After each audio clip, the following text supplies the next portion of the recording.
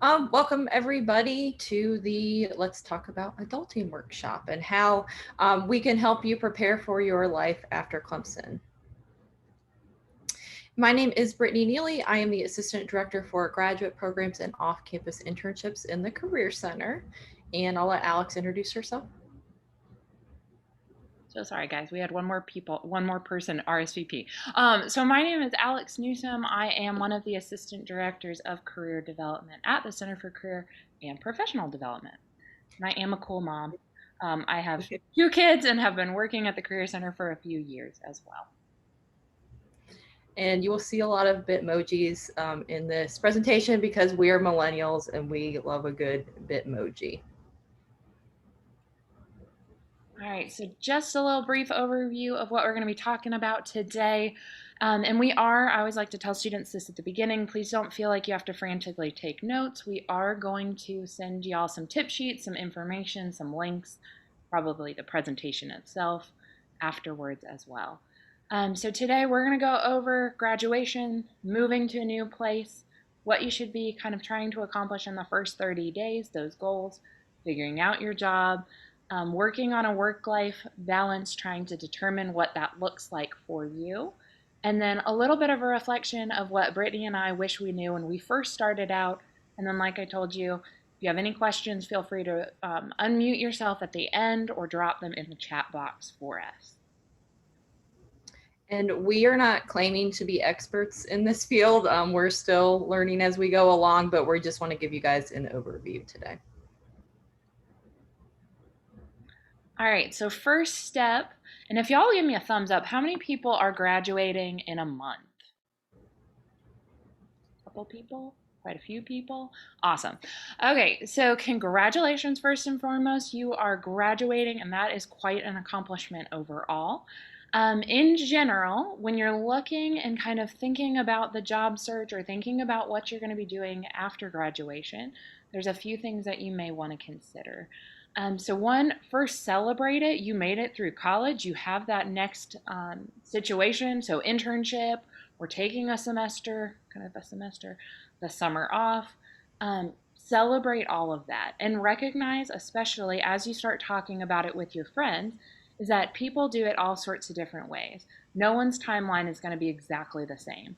Some people choose, if their company allows them, to take a little bit of time and vacation and rest after graduation. Some people are going to start within the next few weeks of graduating. But think about what you need and you want out of that experience. So if you have to move, think about the real timeline of you have to pack up all your stuff from Clemson or wherever you're living currently, move to that new city, have some sort of housing option available to you once you get there. You have to do that research of thinking about finding an apartment or a house or new roommates or whatever that may be, and really do some research beforehand. Use your network effectively as well. So you'll see this list here of networking, Clemson alumni clubs, TigerLink, LinkedIn. Use the company itself to identify what may be a good option for you as you move to that new location. It is 100% okay to ask your company, hey, I've never lived in this city before. Can you give me a little insight as to what your employees do, what your interns have done in the past, where they may be living, what locations are safe, and then look at your budget. Look at that. We're going to talk about building a budget briefly. But think about what can you afford? What is your lifestyle going to look like? Most students or a lot of students will look at that salary overall and get really excited, but then you have to kind of work it back of, am I going to have to start paying off loans? What does the housing look like? How much am I going to be spending on rent? What kind of expenses did I not have in undergrad because potentially a parent or someone was helping you out through your time at college? What does that look like now? Think about the transportation for that new city. So really identify, are we bringing a car? Can we walk to work and the grocery store and things like that? It's just going to depend. So basically, this is a slide to really help you think. First, we celebrate. We've made this great accomplishment of graduating and having that job or internship or whatever it might be next. But there are steps to consider and think of as you're starting that new job, like how am I going to live there? How am I going to budget? we're going to send you a tip sheet that actually walks through some of the budget, building your basic first budget of a first job after graduation. And then also think about is that it's not just about those things I just mentioned, but it's also about making new friends and connecting with people in the new place that you're going to be living. So utilize some of those networks like Clemson Job Link, sorry, not Clemson Job Link, Tiger Link, and the Clemson Alumni Clubs. You can search those through our website. You can find them online through a simple Google search as well. Many cities throughout the United States have Clemson alumni clubs that get together to watch football games or network or just kind of check in on each other. So you'll already have that potential Clemson foundation to wherever you're living. Will mention TigerLink just briefly, real fast, and then I'll let Brittany move on. If you haven't heard about TigerLink, it's almost like a Clemson specific LinkedIn where students, alumni, friends of the university, faculty, and staff are there and available to answer any kind of question that you might have about your career and professional development. So if you haven't checked that out, try to do so. Now, Brittany, you can move on. So now let's look at the first 30 days on the job. So maybe you've moved there, or maybe you're working virtually for a little while because some companies are still doing that. So let's just look at those first 30 days. Really think about your first impression to the office. So we usually tell students, this might seem simple, but showing up a few minutes early those first couple weeks or months, don't be the first to leave every day. Kind of see what the office culture is around there, because you want to make a good first impression, when you're meeting your coworkers, or maybe meeting with clients or things like that. Because a lot of times that first impression that you're giving them is unfortunately or fortunately going to be the one that sticks with them. So just try to be aware of that first couple weeks, months on the job. One of the biggest things you'll probably do in that first couple weeks is have a meeting with HR about your benefits. This can be one of the most confusing things that you might do at your new job. I've heard from pretty much everybody I've ever talked to about this, that your first time kind of going over benefits can be confusing. So wanted to give you a couple tips about that, just of things that I've learned and other people have told me to. Know about your open enrollment. So what that means is there's only certain times of the year, or years, that you're allowed to change your benefits. So like, for example, for us at Clemson, if we're using that insurance through the state, you can only change your dental benefits, I think, every 2 years. So kind of think about, know when those dates are. I think October is always our open enrollment date. So, if you in January want to change your insurance, you can't. You have to wait until that following October, and that's just for the state of South Carolina insurance. So know when those dates are and mark those in your calendar if you ever want to change anything, so that you are aware of that, because that's something that's kind of different than not everybody tells you. Use your resources. So talk with coworkers, your parents, guardians, anyone in the professional world, about benefits and kind of what you should do, because HR is gonna lay it out to you, and they're definitely gonna answer your questions. So make sure you have a list of questions to ask you, or to ask them. But know that that's not what they're there for, to say, here, this is a dental plan and the insurance and the retirement that you should do, 401k and all that kind of stuff.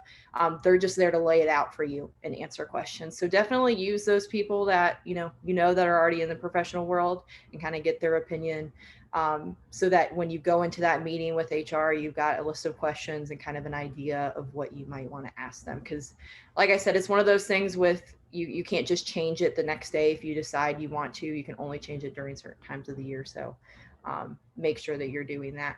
And then another thing too, that a lot of students have been doing, at least right now, I think it's still that you can stay on your parents' or guardians' insurance till you're 26.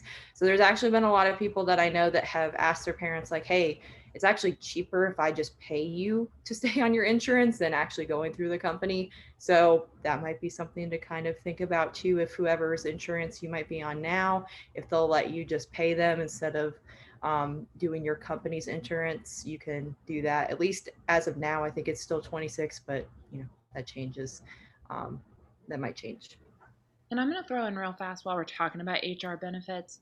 I know there are some companies that will have like a almost a document that you can fill out ahead of time that will really help you, because if you're a person that could get a little bit nervous in a situation like this, it's nice to know that they've kind of outlined, here's what some people do, here is the full explanation of each of the packets and benefits and whatever it is, so that you can walk into that meeting feeling really prepared.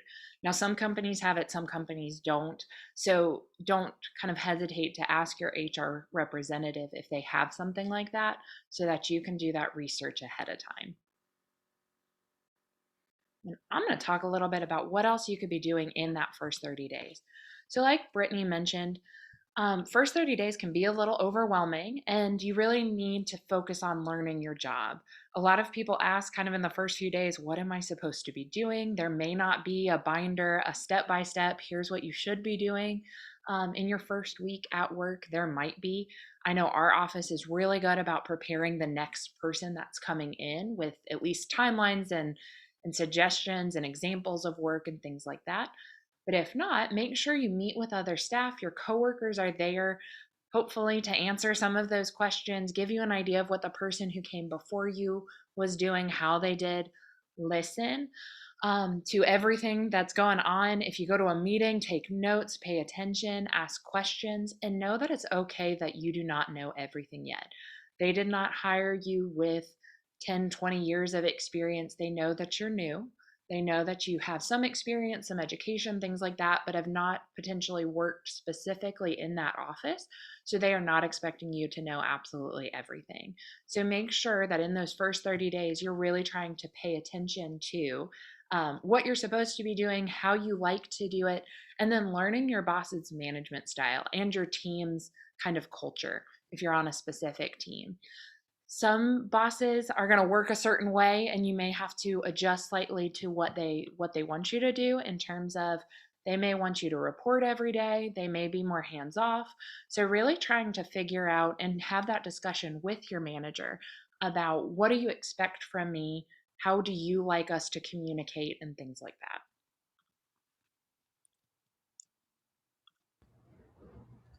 I'll let Brittany talk about feedback. Yes. So one of the most challenging things that you might have to get used to in the workforce is not getting immediate feedback on your work. So, up to this point for most of your life, you've been accustomed to like turning in work and depending on the teacher, getting a grade back rather quickly and getting some feedback actually on that work. But a lot of times that might not happen. You might not get a whole lot of feedback, in your first job, just depending on who your manager is. So good idea to ask for a meeting with your manager to get feedback. If you don't feel like you're getting a lot, that's completely okay for you to do. Or maybe this is a good thing to do too, is once, in your first couple weeks, ask them, how do performance reviews work at the company? For example, my first job that I went into, I didn't realize that they were supposed to do performance reviews quite often. And I didn't get a performance review until my first year. And then my boss said, oh no, I didn't realize I should have been doing this with you all along and hadn't really been getting much feedback other than, you're doing good with your job. So that's a good thing to ask, just so that, you're not coming up on 1 year and then getting all that feedback and then trying to put that, into effect for that second year on your job. So know that you're not going to get feedback all the time, but if that's something that you do want at least a little bit of feedback, definitely ask, and know when the performance reviews are going to happen, because a lot of times that can be the time to kind of, maybe not the first 6 months, but that can be the time to kind of ask about, like, a raise or something like that, especially if you're getting a good performance review. So that would be something to kind of have a conversation with them about.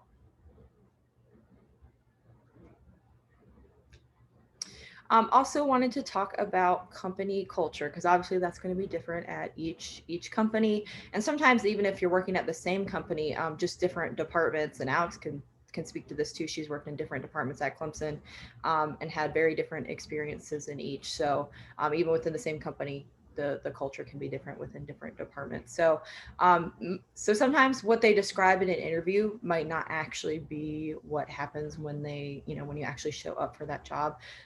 Alex has an experience with this with her internship that I'll let her tell you guys about.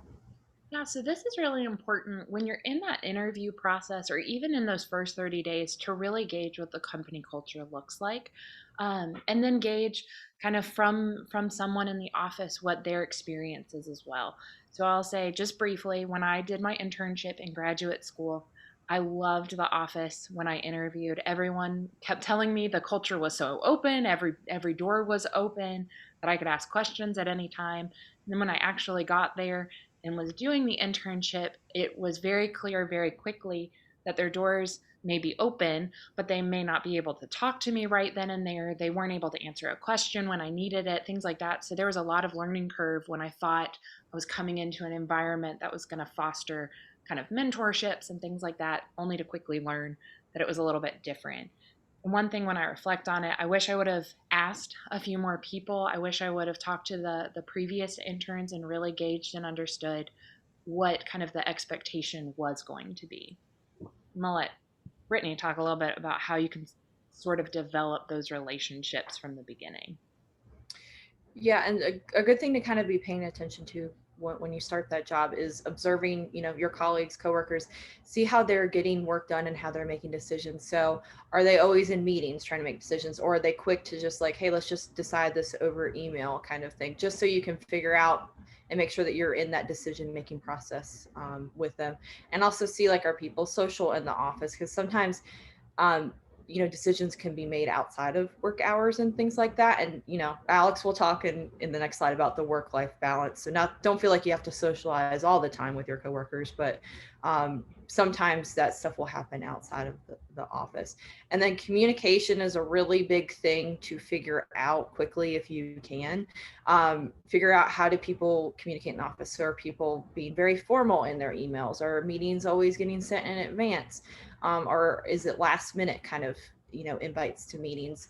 I will say at Clemson, I'm rarely caught off guard. A lot of things are scheduled in advance, which is great. I enjoy that because then I can prepare. But at previous jobs that I've had, I've would get pulled into the dean's office, and 2 minutes later there'd be a big meeting kind of thing. So I'd have to be used to let me drop everything that I'm doing and get into this meeting and listen and make an impact. So just kind of figuring out what is that culture going to be like. And then in meetings, are people using formal presentations, or are they just are you sitting around in a boardroom around a table kind of informally sharing things? Because you never want to show up to a meeting without a PowerPoint and everybody else in the room's got a PowerPoint ready to kind of present. So kind of see if you can figure that out quickly, or also just whoever set that meeting and put it in place, say, hey, would you like me to put a presentation together, or are we just kind of sharing ideas in this meeting? People are, I would think, are always happy to answer that.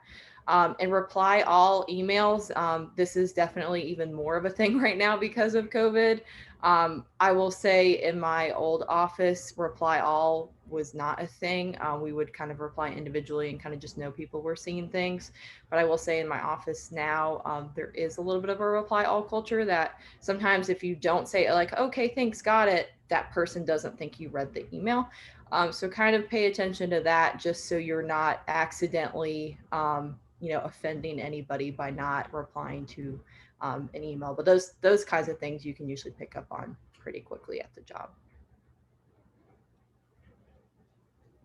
We're going to switch gears for just a minute, going off of what you should be doing in the first 30 days and really thinking about what your work life balance is going to look like. So you need to kind of evaluate how do you fit in the office culture. If it's an office that, we're at work all day and then everybody goes out for a walk at lunch, are you joining that? Or are you, everybody goes to lunch in the middle of the day together? Do you want to be a part of that? Do you not? So really identifying how you fit into that office culture. How much do you want to fit into it? Will it change or fluctuate over the years? I will say when I first started at this job, I had no kids and I was able to go to lunch every day or do whatever after work. And then, kind of, as I progressed, had more kind of home life expectations. I cut out some of the work related socializing. One big thing to think about as you kind of progress in your new job or new life with your new job is figuring out your schedule. I bet Brittany will say the same thing. One of the biggest shocks to my system when I started a full time job is that I could not work out in the middle of the day like I did in college, and it made me so sad. If I want to work out, I need to do it in the morning, I need to do it at night, and sometimes that's kind of hard. Also, things like the dentist are not typically opened on the weekend. So you have to coordinate now doing things like going to the dentist or the bank or the doctor, whatever it is, in your work schedule. So trying to determine, I've got a meeting at 9. Can I make it back from my doctor's appointment by then? Do I need to take off leave when I'm doing stuff like go to the doctor, or, I need to take a week vacation with my family? Have I already factored that into how it's going to affect my work? Um, those things all just take a little bit of time. And I think in different seasons of life, it's going to look a little bit different. So, one thing to really think about are these next two bullets of self care activities and boundaries. So, really determine, are you going to be the person who, as soon as the day is over, I'm not checking email at all? I would be wary of that in some situations solely because you may have something that happens at 8 o'clock the next morning that you may not have known about if you don't check maybe once or something. But just kind of play it by ear for a little bit, test it out in terms of how you can work in some of those self care activities and how you like to set your professional boundaries. And again, it's going to be a learning experience. You probably will not know right off on your first day how it's going to play out. You may love running and you realize you can't do it at the end of the day because you're so tired. So think about, can you factor in another self care activity, or can you run in the morning before you lose some of that energy? Am I always going to turn off my phone when I do that self care activity and not worry about work for a little bit? Again, this is going to come with time and kind of effort on your part of figuring out what works best for your work life balance.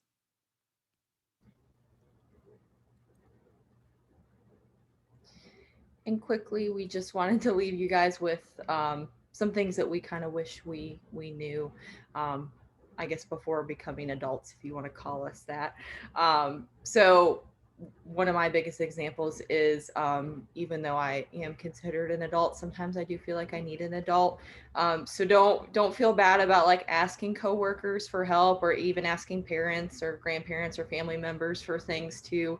I unfortunately sometimes have to call my dad constantly when like I see a leak come through, and I'm calling him and he's like, when was the last time you changed your filter? And I was like, I didn't know I had to change my filter in my apartment. And then the water pan overflowed and had a leak, and figured that out with his help. So don't feel like you're too old to ask other people for help. That was my biggest thing, because I felt embarrassed to have to ask other people, but um, you're figuring it out. So please ask other people questions when you need to. Mine is similar. I wish I would have known earlier on. I wish I would have known this right out of undergrad. That networking is really helpful and doesn't have to be scary, if that makes sense. So it's great when you're looking for a job, or even when you're in that job. Can we talk about what the culture really looks like? What is the environment in this office? Make those connections, because you may not stay at that job all the way through retirement. Studies show now students will have 11 to 14 jobs kind of on average. So network, talk to people, know that you have friends out there that'll help you get to that next step or next place as well. Yeah, and I'll echo that. Definitely was helpful. I knew Alex before I started this job, and had heard how she liked the culture in the office. And so I, knew it would probably be a good fit for me if I was to be offered the job. Whereas in previous jobs that I've had weren't my favorite, and didn't really get a good feel of the culture beforehand. And I feel like if I would have known somebody in the office before, I might have gotten a good overview of that. So definitely agree with Alex on that one. We are going to breeze through these last 5 slides because we want to leave just a few minutes if you guys have any questions. And again, we're going to send you this.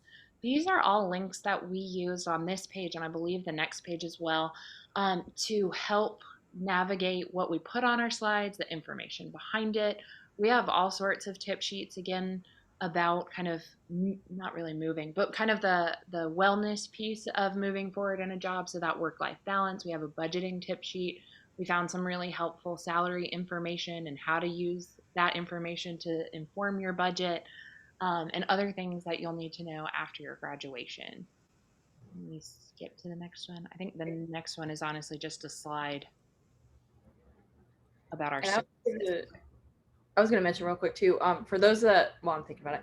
For those that are graduating, we will see you up to 1 year after graduation. So just keep that in mind. If you need us for anything, you still have access to us. After that year, we don't kick you out or anything.